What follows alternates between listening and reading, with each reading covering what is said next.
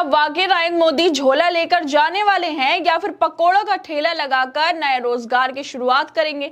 जिस आरएसएस ने मोदी को यहां तक खड़ा किया, जिनके समर्थन से वो यहां तक पहुंचे, अब उसी संघ के प्रमुख मोहन भागवत कह रहे हैं कि 75 साल की उम्र हो जाए तो शॉल ओढ़ लेनी चाहिए और किनारे हो जाना चाहिए। भागवत ने किसी का नाम तो नहीं लिया, लेकिन बात इतनी साफ है कि देश समझ गया कि इशारा किसकी तरफ है, क्योंकि इस साल सितंबर में नरेंद्र मोदी भी 75 साल के हो जाएंगे। और खुद मोदी साहब ने 2014 में जब प्रधानमंत्री बने थे तो ये परंपरा चला दी थी कि 75 साल के बाद जो नेता हैं एक्टिव राजनीति से रिटायर हो जाएंगे।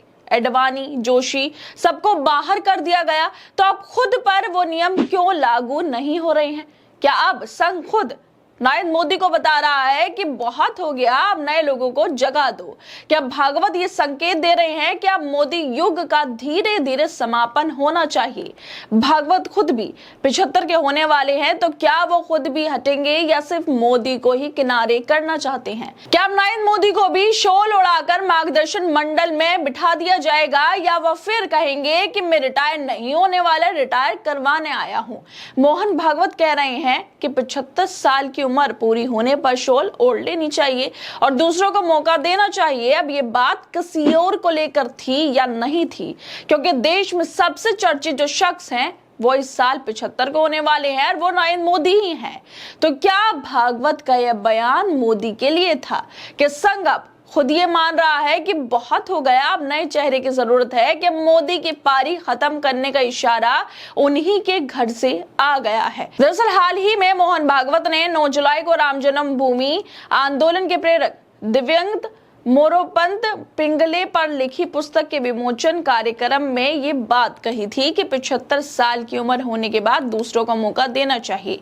भागवत ने अपने बयान में नरेंद्र मोदी का नाम नहीं लिया, लेकिन विपक्ष से प्रधानमंत्री से जोड़ रहे हैं। मोदी और भागवत इस साल 75 साल के हो जाएंगे, तो क्या अब नरेंद्र मोदी जिस झोले की बात करते थे वो उठाने वाले हैं? क्योंकि परंपरा तो नरेंद्र मोदी ने ही बनाई थी 2014 में कि 75 साल की उम्र पार करने के बाद नेताओं को किनारे कर दिया जाएगा। और अडवाणी, मुरली मनोहर जोशी और कलराज मिश्र हमारे सामने उदाहरण भी है कि किस तरह से इन लोगों को राजनीति से बाहर कर दिया गया था, किनारे कर दिया गया था। लेकिन अब नरेंद्र मोदी उसी उम्र के करीब पहुंच गए हैं, तो क्या ये जो नियम था 2014 में बनाया हुआ वो अब नरेंद्र मोदी पर लागू होने वाला है? विपक्ष इस बयान को मोदी से बार बार जोड़ रहा है, जिस तरह से मोहन भागवत ने बोल दिया है कि 75 साल के बाद अब साइड हो जाना चाहिए। तो क्या नरेंद्र मोदी मार्गदर्शन मंडल में अब चले जाएंगे? क्या वो बीजेपी अब नया चेहरा सामने लाने वाली है किसी प्रधानमंत्री का? क्या मोदी के बाद का दौर शुरू होने वाला है?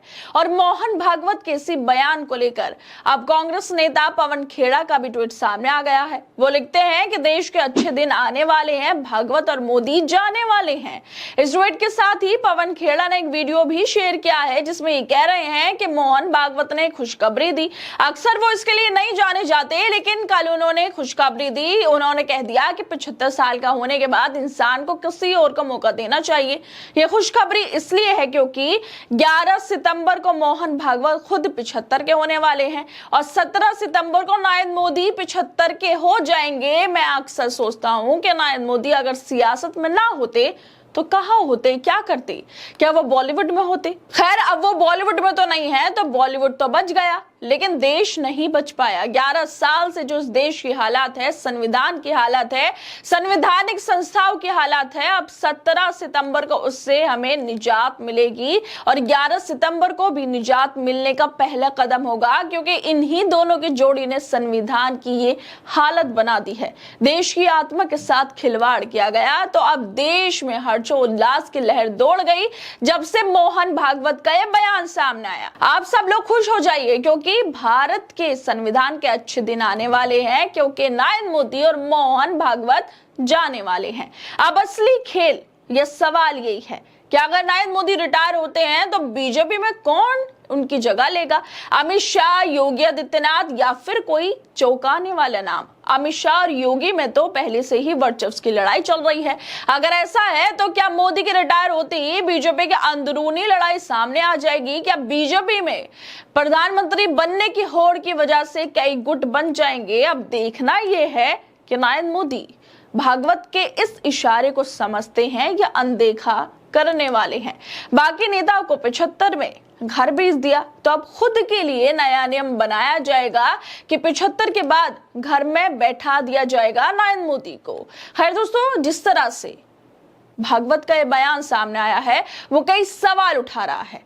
वो सवाल ये भी उठा रहा है कि भागवत तो इस साल 75 के होने वाले ही हैं, लेकिन नरेंद्र मोदी भी होने वाले हैं और दोनों एक ही महीने में होने वाले हैं, सितंबर में। तो क्या मोहन भागवत का ये जो इशारा था वो खुद तक ही सीमित था या फिर वो नरेंद्र मोदी को कहना चाह रहे हैं कि बहुत हुआ, 2014 के बाद से आप लगातार प्रधानमंत्री बन रहे हैं, अब रिटायर हो जाओ क्योंकि 75 के होने वाले हो और किसी और को मौका दे दो जो हकदार है, जिसकी उम्र कम है। खैर दोस्तों, आप लोगों को क्या लगता है जिस तरह से भागवत का ये बयान सामने आया कि इशारा किसकी तरफ हो सकता है? हमें अपनी राय जरूर दें और बाकी तमाम खबरों को देखने के लिए जुड़े रहिए हमारे साथ।